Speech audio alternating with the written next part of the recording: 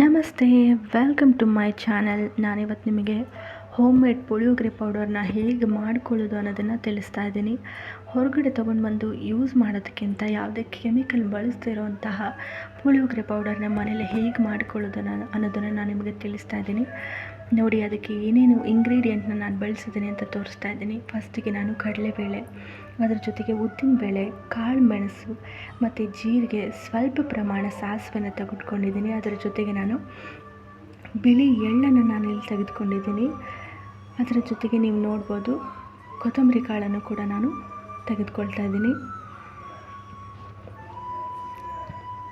ನೋಡಿ, ನೀವು ನೀಟಾಗಿ ನಿಮಗೆಲ್ಲ ಕಾಣಿಸ್ಬೇಕು ಅಂತ ನಾನು ನೀಟಾಗಿ ಅರೇಂಜ್ ಮಾಡಿ ಇಟ್ಕೊಂಡಿದ್ದೀನಿ. ಅದರ ಜೊತೆಗೆ ನಾನಿಲ್ಲಿ ಗುಂಟೂರು ಮೆಣಸಿನ್ಕಾಯಿ ಮತ್ತು ಬ್ಯಾಡಗಿ ಮೆಣಸಿನ್ಕಾಯಿ ಎರಡನ್ನೂ ತೊಗೊಂಡಿದ್ದೀನಿ. ಇದು ಖಾರ ಮತ್ತು ಬಣ್ಣನ ಬ್ಯಾಲೆನ್ಸ್ ಮಾಡೋದಕ್ಕೋಸ್ಕರ ಎರಡನ್ನೂ ಸ್ವಲ್ಪ ಪ್ರಮಾಣ ತೆಗೆದುಕೊಂಡಿದ್ದೀನಿ. ಇದರ ಜೊತೆಗೆ ನಾನು ಹುಣಸೆಹಣ್ಣು, ಬೆಳ್ಳುಳ್ಳಿ ಮತ್ತು ಕರಿಬೇವಿನ ಸೊಪ್ಪನ್ನು ಕೂಡ ತೆಗೆದುಕೊಂಡಿದ್ದೀನಿ. ಇದೆಲ್ಲ ನಿಮಗೆ ಎಷ್ಟು ಪ್ರಮಾಣ ಪೌಡರ್ ಬೇಕು ಅನ್ನೋದಕ್ಕೆ ನೀವೇ ಎಷ್ಟೆಷ್ಟು ಇಂಗ್ರೀಡಿಯೆಂಟ್ ತಗೊಳ್ಬೇಕು ಅನ್ನೋದನ್ನು ನೀವೇ ಡಿಸೈಡ್ ಮಾಡಬೇಕಾಗತ್ತೆ. ನೋಡಿ, ಎಲ್ಲದನ್ನು ನಾನು ಸ್ವಲ್ಪ ಫ್ರೈ ಮಾಡ್ಕೊಳ್ತಾ ಇದ್ದೀನಿ. ಫಸ್ಟಿಗೆ ಕೊತ್ತಂಬರಿ ಕಾಳನ್ನ ನಾನು ಫ್ರೈ ಮಾಡ್ಕೊಂಡಿದ್ದೀನಿ. ಅದಾದಮೇಲೆ ಕಡಲೆಬೇಳೆ, ಉದ್ದಿನಬೇಳೆ, ಜೀರಿಗೆ, ಸಾಸಿವೆ, ಕಾಳು ಮೆಣಸು ಇದನ್ನೆಲ್ಲ ಫ್ರೈ ಮಾಡ್ಕೊಳ್ತಾ ಇದ್ದೀನಿ. ಆದರೆ ನಾನಿಲ್ಲಿ ಮೆಂತ್ಯಕಾಳು ಮತ್ತು ಬಿಳಿ ಎಳ್ಳನ್ನು ಫ್ರೈ ಮಾಡೋದಕ್ಕೆ ಹಾಕ್ತಾಯಿಲ್ಲ. ಬಿಕಾಸ್ ಅದು ಜಾಸ್ತಿ ಫ್ರೈ ಮಾಡೋದ್ರಿಂದ ಮೆಂತ್ಯಕಾಳು ಕಹಿ ಬಂದುಬಿಡುತ್ತೆ. ಮತ್ತು ಎಳ್ಳನ್ನು ನಾವು ಬಾಣಲೆಗೆ ಹಾಕಿದ ತಕ್ಷಣ ಅದು ಪಟ್ಪಟ ಅಂತ ಸಿಡಿದು ಹೋಗುತ್ತೆ. ಸೊ ನಾನು ಅದನ್ನು ಲಾಸ್ಟಿಗೆ ಸ್ವಲ್ಪ ಮತ್ತೆ ಫ್ರೈ ಮಾಡಿ ತೆಗೆದಿದ್ದೀನಿ. ನೋಡಿ, ಅದಾದಮೇಲೆ ಮೆಣಸಿನ್ಕಾಯಿ ಮತ್ತು ಕರಿಬೇವನ್ನ ನಾನು ಫ್ರೈ ಮಾಡ್ಕೊಂಡಿದ್ದೀನಿ. ಕರಿಬೇವನ್ನ ಅದು ನೀರಿನ ಅಂಶ ಹೋಗೋವರೆಗೂ, ಸ್ವಲ್ಪ ಹಸಿ ಇರುತ್ತಲ್ವ, ಹಸಿ ಎಲೆಗಳೆಲ್ಲ ಬಾಡೋವರೆಗೂ ನಾವು ಸ್ವಲ್ಪ ಫ್ರೈ ಮಾಡಿಕೊಂಡ್ರೆ ಸಾಕಾಗುತ್ತೆ ಅಷ್ಟು. ಅದಾದಮೇಲೆ ಫ್ಲೇಮೆಲ್ಲ ಆಫ್ ಮಾಡಿದ್ಮೇಲೆ ನಾನು ಅದಕ್ಕೆ ಹುಣಸೆಹಣ್ಣು ಮತ್ತು ಬೆಳ್ಳುಳ್ಳಿನ ಹಾಕಿದ್ದೀನಿ. ಅಷ್ಟೇ ಆದರೆ ಸಾಕು. ಅದನ್ನೇ ಫ್ಲೇಮಲ್ಲಿ ಹುರಿಬೇಕು ಅಂತ ಏನಿಲ್ಲ. ಆ ಬಿಸಿಗೆ ಅದು ಸ್ವಲ್ಪ ಸಾಫ್ಟ್ ಆದರೆ ಸಾಕು ರುಬ್ಬೋದಕ್ಕೆ. ಅದಾದಮೇಲೆ ನಾನು ಈ ಕಾಳನ್ನ ಸಪ್ರೇಟಾಗಿ ರುಬ್ಕೊಂಡಿದ್ದೀನಿ. ಮೆಣಸಿನ್ಕಾಯಿ ಎಲ್ಲ ಒಟ್ಟಿಗೆ ರುಬ್ತಿಲ್ಲ.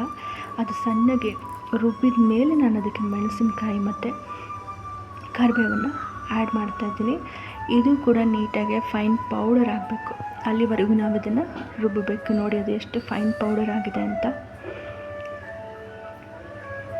ನೀವು ಮನೇಲಿ ಮಾಡ್ಕೊಳ್ಳಿ, ಟ್ರೈ ಮಾಡಿ, ಹೇಗಿದೆ ಅಂತ ನಂಗೆ ಕಮೆಂಟ್ ಮಾಡೋದನ್ನು ಮಾತ್ರ ಮರಿಬೇಡಿ. ಓಕೆನಾ? ನನ್ನ ಚಾನಲ್ನ ಸಬ್ಸ್ಕ್ರೈಬ್ ಮಾಡಿ. ನೋಡಿ, ಇವಾಗ ಇದು ಎಷ್ಟು ಫೈನ್ ಪೌಡರ್ ಆಗಿದೆ. ಇದಕ್ಕೆ ನಾನಿವಾಗ ನೆಕ್ಸ್ಟು ನಾನು ಹುಣಸೆಹಣ್ಣು ಮತ್ತು ಬೆಳ್ಳುಳ್ಳಿನ ಲಾಸ್ಟಲ್ಲಿ ಫ್ರೈ ಮಾಡ್ಕೊಂಡಿದ್ದೀನಲ್ಲ, ಇದೆಲ್ಲ ಫೈನ್ ಪೌಡರ್ ಆದಮೇಲೆ ಅದಕ್ಕೆ ನಾನು ಇದನ್ನು ಆ್ಯಡ್ ಮಾಡ್ತಾಯಿದ್ದೀನಿ. ನೋಡಿ, ಇದನ್ನು ಆ್ಯಡ್ ಮಾಡಿದ್ಮೇಲೂ ಅಷ್ಟೇ, ನೀವು ಚೆನ್ನಾಗಿ ಅದನ್ನು ರುಬ್ಬಬೇಕು, ಇಲ್ಲಾಂದರೆ ಅದು ಉಂಡುಂಡೆ ಹಾಗೆ ಉಂಡ್ಕೊಳ್ಳುತ್ತೆ. ಇದನ್ನು ಆ್ಯಡ್ ಮಾಡಿದ್ಮೇಲೆ ಚೆನ್ನಾಗಿ ರುಬ್ಬಿದ ಮೇಲೆ ನಾನು ಇದಕ್ಕೆ ಬೆಲ್ಲವನ್ನು ಆ್ಯಡ್ ಮಾಡ್ತಿದ್ದೀನಿ. ಬೆಲ್ಲದ್ರ ಜೊತೆಗೆ ಸ್ವಲ್ಪ ಅರಿಶಿಣ ಪುಡಿ ಕೂಡ ಆ್ಯಡ್ ಮಾಡ್ತಾಯಿದ್ದೀನಿ. ಇದನ್ನು ನೀವು ಚೆನ್ನಾಗಿ ಫ್ರೈ ಮಾಡಿ ಲಾಸ್ಟಲ್ಲಿ ಉಪ್ಪನ್ನು ಆ್ಯಡ್ ಮಾಡಿ. ಕಲ್ಲುಪ್ಪು ಬಳಸ್ತಾ ಇದ್ದೀನಿ. ಕಲ್ಲುಪ್ಪು ಹಾಕಿದ್ರೆ ತುಂಬ ರುಚಿಯಾಗಿರುತ್ತೆ ಅಂತ, ಸೊ ಕಲ್ಲುಪ್ಪು ಆ್ಯಡ್ ಮಾಡಿದ್ದೀನಿ. ಇದೆಲ್ಲ ಚೆನ್ನಾಗಿ ಫೈನ್ ಪೌಡರ್ ಆದಮೇಲೆ ಇದನ್ನು ಒಂದು ಸಪ್ರೇಟ್ ಬೌಲ್ಗೆ ನಾನು ತೆಗೆದುಕೊಳ್ತಾ ಇದ್ದೀನಿ. ನೋಡಿ, ಈ ರೀತಿ ಕೈಲೆಲ್ಲ ನಾನು ಸ್ಮ್ಯಾಶ್ ಮಾಡ್ತಿದ್ದೀನಿ. ಯಾಕಂದರೆ ಹುಣಸೆಹಣ್ಣು ಹಾಕಿರ್ತೀವಲ್ವ, ಅದು ಉಂಡುಂಡೆ ಹಾಗೆ ಉಳ್ಕೊಳ್ಬಾರ್ದು ಅಂತ ನಾನು ಇದನ್ನು ಕೈಲಿ ನೀಟಾಗಿ ಅದೇನು ಉಂಡುಂಡೆ ಇರುತ್ತಲ್ಲ ಅದನ್ನೆಲ್ಲ ಸ್ಮ್ಯಾಶ್ ಮಾಡ್ತಾಯಿದ್ದೀನಿ. ಇದಾದಮೇಲೆ ನೆಕ್ಸ್ಟ್ ನಾವು ಇದಕ್ಕೆ ಒಗ್ಗರಣೆ ಕೊಡಬೇಕು. ಅದಕ್ಕೆ ಏನೇನು ರೆಡಿ ಮಾಡ್ಕೊಂಡಿದ್ದೀನಿ ನೋಡಿ, ಕಡಲೆಬೇಳೆ, ಉದ್ದಿನಬೇಳೆ, ಶೇಂಗಾ. ಅಲ್ಲಿ ರುಬ್ಬೋದಕ್ಕೆ ಬಿಳಿ ಎಳ್ಳು ತೊಗೊಂಡಿದ್ದೆ, ಬಟ್ ಇಲ್ಲಿ ಒಗ್ಗರಣೆಗೆ ಕರಿ ಎಳ್ಳು ತೊಗೊಂಡಿದ್ದೀನಿ, ಚೆನ್ನಾಗಾಗುತ್ತೆ ಅಂತ. ಇನ್ನು ಸಾಸಿವೆ, ಮೆಣಸಿನ್ಕಾಯಿ, ಕರಿಬೇವು ಇದೆಲ್ಲ ನಿಮ್ಗೆ ಗೊತ್ತಿರುತ್ತಲ್ವ, ಇದನ್ನೆಲ್ಲ ಹಾಕಿ ನಾನು ಒಗ್ಗರಣೆ ಮಾಡ್ಕೊಂಡಿದ್ದೀನಿ. ನೋಡಿ, ಈ ಕಾಳುಗಳೆಲ್ಲ ನೀಟಾಗಿ ಫ್ರೈ ಆದಮೇಲೆ ಆ ಒಗ್ಗರಣೆನ ನಾನು ಸ್ಟ್ರೇಟಾಗಿ ನಾನೇನು ಪೌಡರ್ ಮಾಡ್ಕೊಂಡಿದ್ನಲ್ವ ಆ ಪೌಡರಿಗೆ ಆ್ಯಡ್ ಮಾಡ್ತೀನಿ.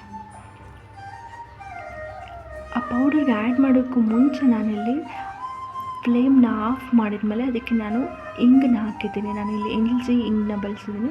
ನಿಮ್ಗೆ ಯಾವ್ದು ಬೇಕೋ ಆ ಇಂಗನ್ನ ಆ್ಯಡ್ ಮಾಡ್ಬೋದು. ಇಲ್ಲಿ ಇಂಗು ಮೇನ್ ಇಂಗ್ರೀಡಿಯೆಂಟ್ ಅಂತ ಹೇಳ್ಬೋದು.